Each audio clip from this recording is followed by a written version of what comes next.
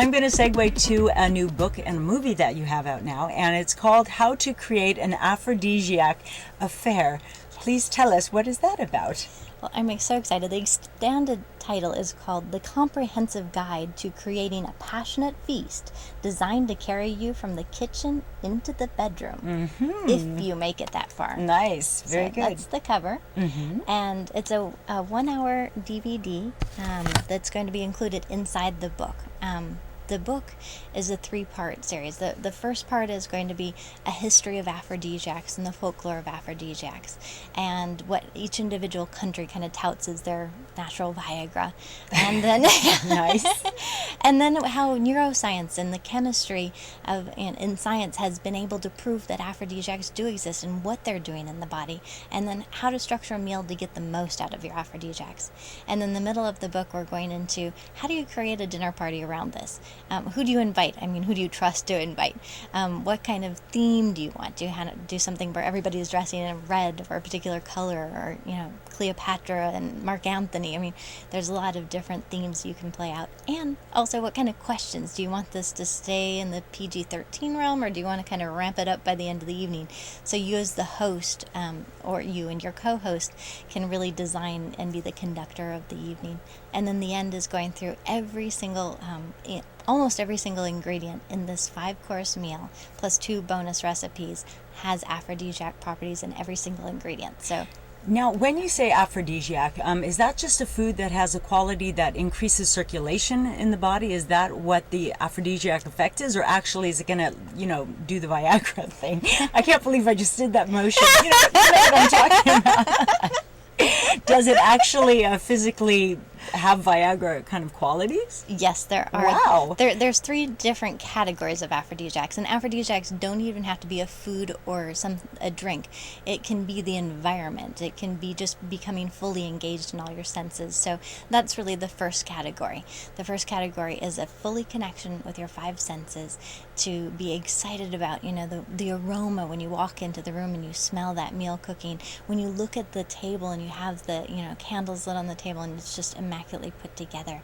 When you start dancing with your beloved and, touching them, and you have the music going, and all of this is spurring your endorphins to come into your system. So that's number 1, that first category. The second category are those aphrodisiacs that people really think that's what an aphrodisiac is. It's going to hit my system right away. I'm going to feel it within the first 30 minutes, and I'm going to have an immediate effect.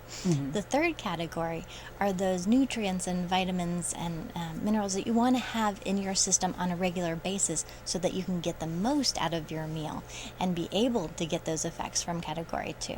So one of the things that is a natural Viagra is watermelon.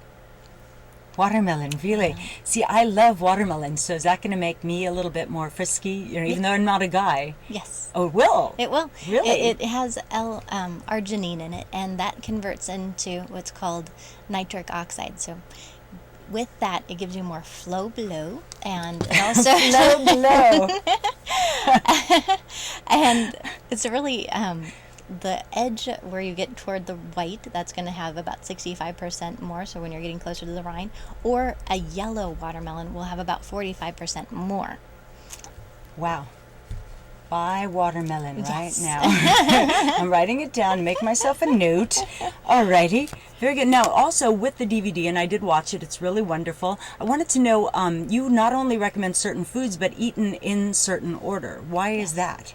Yes, this is critical. You make it or break it with the first few things that you put into your mouth. And okay, that can go. Once again, Joy, are we going to really go there? Okay, Joy, yes. Okay, Well, please explain. I would start with a drink. If you do consume alcohol, this is a really great way to start your engines kind of revving up, especially for women. We have testosterone entering our system when we have our first drink.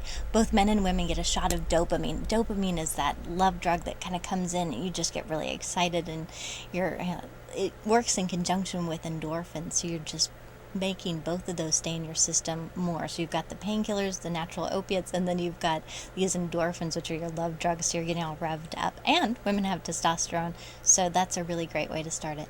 Then you want to go into protein. You want to make sure that you do not have too much sugar or carbohydrates in the beginning.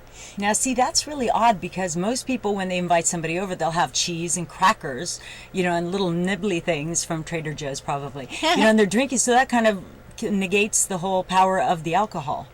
Yes, anytime you have a carbohydrate or a sugar hit your system before a protein, what you're doing is releasing tryptophan in your system. And we all know what tryptophan. That's the sleepy one, right? Yes. Okay. You'll get that at Thanksgiving. The turkey drug. Yes, and that just really takes your whole system down. It gives you more serotonin in your system, so that's your comfort, like kind of curl up on the couch, watch a movie. If it's raining out, that's the kind of foods you're going to be craving, is that macaroni and cheese or something like that. And that's totally fine. But if you want a night of aphrodisiacs and you want to be revved up, cheese for that. Yes, you want to make sure you get straight into protein, leave that bread alone. And in my the Aphrodisiac affair, the 1 hour cooking special part of it is explaining that I'm using a faux bruschetta. So I have this incredible cheese. It's called halloumi cheese. Where can you get that? I saw that. Yeah, you can get it at Whole Foods, but you can also get it at Turkish markets or Middle Eastern markets. Sometimes they'll have it in a vat. But it's this very interesting consistency. You can grill it or you can pan fry it, and it doesn't lose its shape. It's amazing. Yeah. And so now with all the talk about aphrodisiacs, are there any that people really think are aphrodisiacs, but they're not, and in fact maybe they're a little harmful for you? Yeah, I did a lot of research on this, and one of the strangest ones that I came up with was licking toads and toad venom. No way. There is actually the guy wrote a book, The Church of the Light of the Toad, and despite what he says, please don't do this, because people have, as recently as last year, died in New York from licking toads. They took a compound that was a bunch of licked toads and put together. It was a little black tablet. Wait, where did they find a compound made of a bunch of licked toads? I'd like to know. Well, in New York, maybe. In New York, on the streets. You can get anything. Got it. Okay, and then on the flip side of that question, then what is an aphrodisiac that does seem to work but is really bizarre? I mean, watermelon, not so bizarre. I eat that all the time. No wonder, it answers a lot. But what else is there that really kind of seems bizarre? Okay, this is one I have no idea who the first person was that even decided to play around with this, but it's sperm whale vomit that has been hanging out in the water for a long time. So it's now tumbled around in the ocean for years and years, and it becomes this gray tar looks like a rock. And they find it on the coast of down in Fiji, a little bit of it in Australia, but down south. And when you find it, it's ranging between $20 and $30 a gram. This stuff is so incredible. And why it is because they use it in the most costly perfumes in the world. It has a sweet odor. If you get the older one, the ones that are gray, not the newer ones, it has a sweet, musky odor. And if you rub it on yourself, or you put it in the perfume and you put it on yourself, it helps you release more pheromones. And they have a saying that if you put a drop of this into a book with this perfume on it it's called ambergris, is what it's called, ambergris, and the smell will last for 40 plus years. Oh my gosh. Okay, I'm going to the beach right now to try to find some. Thank you, Joy Nordenstrom. Please join Joy at joyofromance.com. Thank you for joining us, Joy. Thank you. Okay, good night.